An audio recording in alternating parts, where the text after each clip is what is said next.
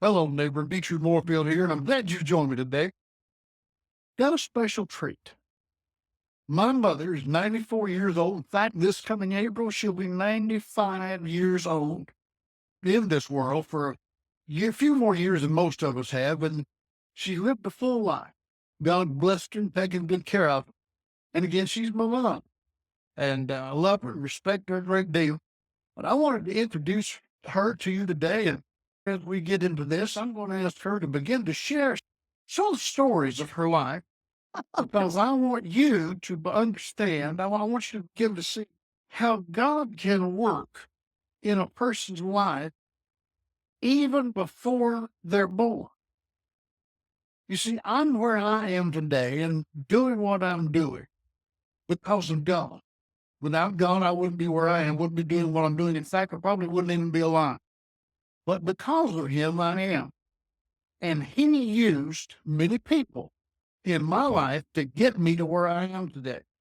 But He began using people before I was ever born to bring about my life and to have me available to Him where He wanted me when I did finally come along. Vallie Moorefield, we call you Nannie. Welcome to our little broadcast here today. I'm glad you're here. I'm glad to be here. I'll bet you are too. I'll bet you are too. Listen, Nannie, when you've shared this with us many times, and I want you to think back for a moment. I want you to start by telling me about your background when you were a little girl growing up. You came up in the Depression time, didn't you? Yes. All right. Tell us a little bit about your family, your brothers, we're just, who are your mom and dad? Well, my daddy was John Rachel. My mother was Maggie Munzer. I really don't know how many years they were married. He was born in 1886. She was born in 1888. Yep. And they were 21-year-old when they got married. It was about 1908 when they got married. So 4 or 5 years after the first plane flew, 1903 in December, down to Kitty Hawk, your mom and daddy got married. They were born in 1886, 1888, respectively. And when they were born, people were still traveling west, establishing states, because the United States wasn't even 48 states when they were born. So that's been a day or two back. All right. So they got married in 1908. And then how many children did they have? They had 5 girls and 1 boy.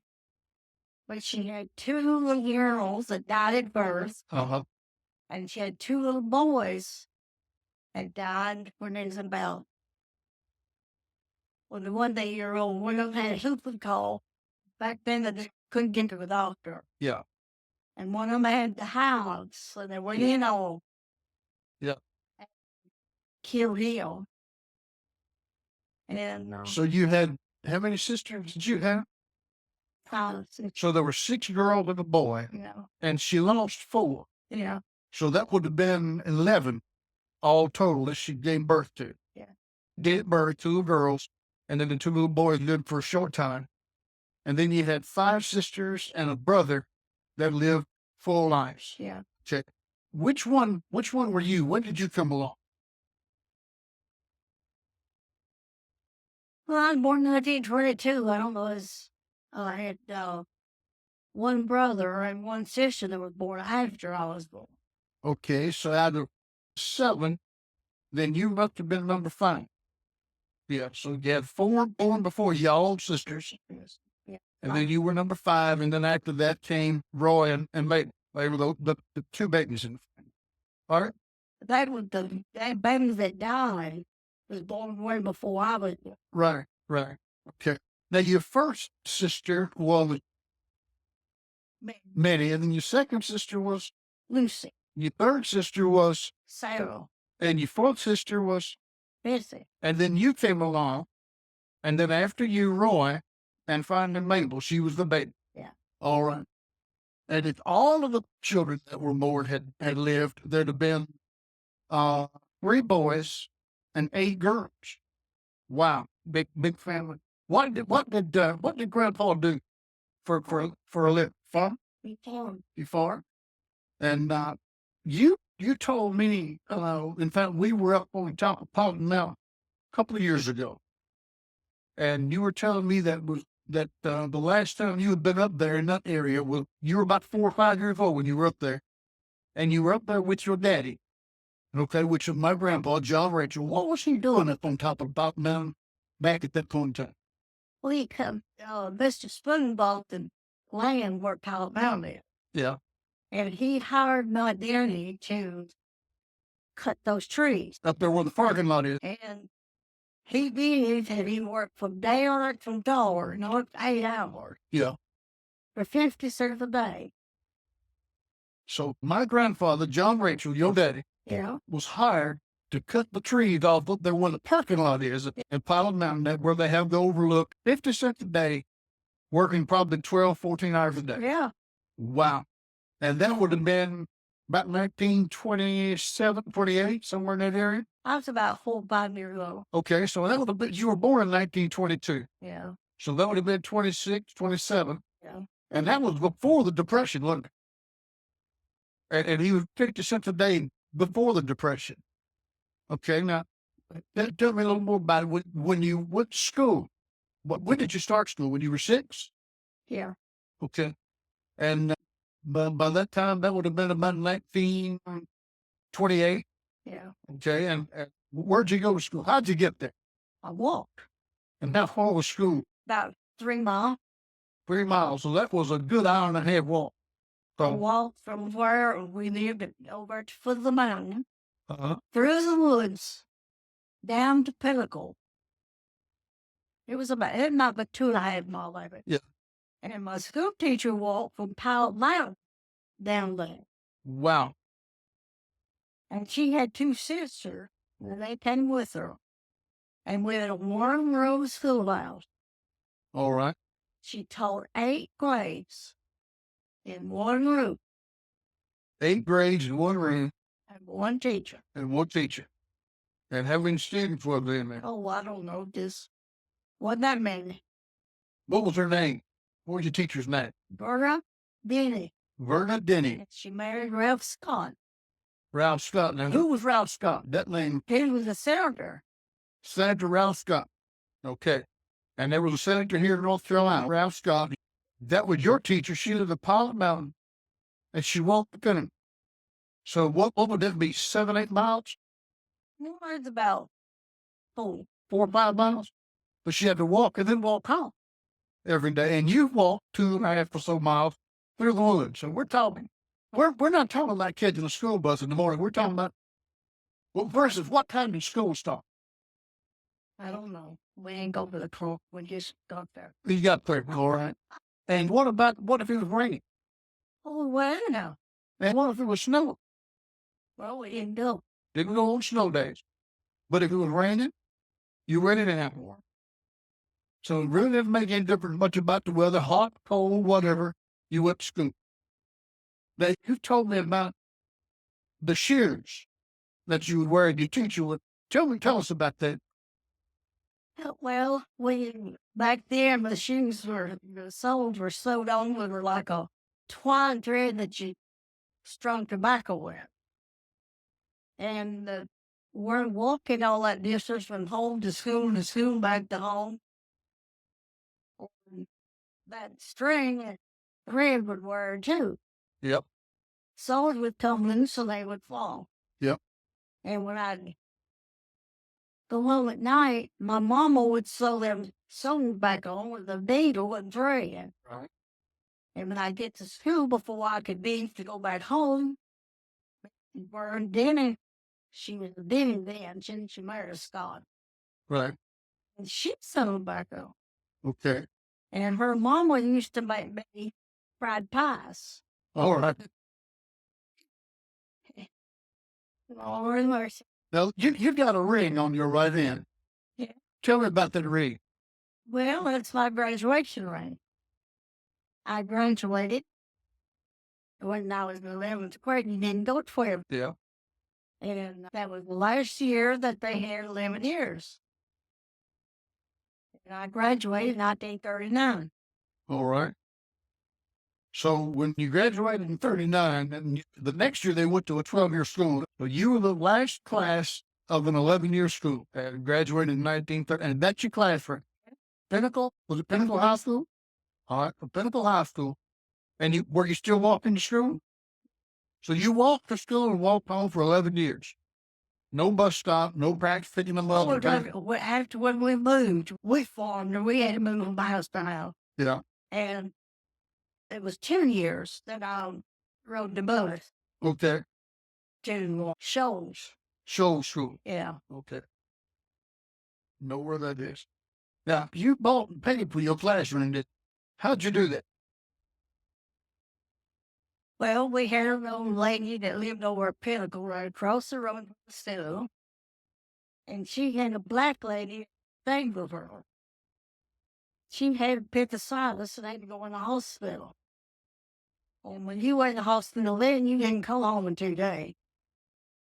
You stayed 3 or 4 weeks. Yeah. And they operated on her, and her son came to our house and asked my dad to let me come and stay with his mama till the woman got well to go back. And said she'd pay me $2 a week. And I stayed with her 5 weeks. She gave me $2 a week, and she wanted to give it to me every week. I said, no, give it. Till I did too. Okay. Because I was afraid my daddy was sprinting. All right. And, You said if your daddy got his hands on it, he'd stay. yeah. All right. I didn't have money. But And, so if a family didn't have any money, if somebody brought money into the house, it was everybody's money. And daddy would spend it what it is, right? And, so when I saved that money, I had $10. And when I got my graduation ring, it was $8 and a quarter. All right. So you had $1.75 left. I had $1.75 left. All right. And I went to Mr. Bones' store, and they had what they call those sweater sets. And the slip-on sweater with no sleeves. You know, a sweater like this, Yeah. buttoned up. Right. And it was $1. It was about $1. Yeah. And I got that. And now it would cost you $25. Oh, if not more. Yeah. I got that. And I mean, put it in, I bought me some ice cream. That was the best ice cream. All right. Now, obviously, you graduated high school. When did you meet Clyde Moorefield? At that time, you were Vallie Rachel. Okay. When did you meet Clyde Moorefield? After Labor was born, it was about 35. Like 1935? Yeah. Okay, so you'd have been at that point about 13 years old? Yeah. Okay. So you knew. I knew Clyde, but I didn't, just somebody. Yeah. Well, he's a kid across the hill. Yeah. Okay. Didn't go to same school? We didn't wear. It didn't go much. Yeah. Like basically stay home and work? Yeah. Now, when did you get married? 1941. Got married in 1941. Now, you got married July 17th. And that was 1 month after Daddy's birthday. He was born June 17th. Yeah, he was 18. Okay. And you got married July of 41. And then the war broke out for the United States on December 7th when the bomb Pearl Harbor. And so the United States went into war. Daddy didn't get into the Army. Was it a physical thing or? He's a colorblind. Okay. Right. Right. I thought you already married me. Oh, okay. Now that would have been later because you got married in 41. When did you come to Winston-Salem? 1943. Okay. After you got married, where'd you live? We lived up by Pinnacle over some rent houses. Okay. Well, what did you do? I didn't do anything. He helped follow me, work for me. Okay. So you worked as a farmer then, and you stayed home, took care of the house, washed and whatever you had. And basically, if I understand things, your daddy and Juan's daddy, my father's daddy, my two grandfathers, basically they worked as sharecroppers. They didn't own land. They did work somebody else's land. And whatever they made on it, they ducked some of it, and the other guy got some of it. But there wasn't much to go around anyway, right? I don't know about that. Okay. Well, that's pretty much the way it worked for people. If you didn't own the land, obviously you couldn't keep all the money that was made on the land. So you'd work it for somebody else, and basically they hired you to work their land for. Now, when you got into the Depression time, that was about 1932, 33. All right. What was life like then? Oh, don't even think about it. We didn't have cornbread for breakfast. We didn't have no Crisco.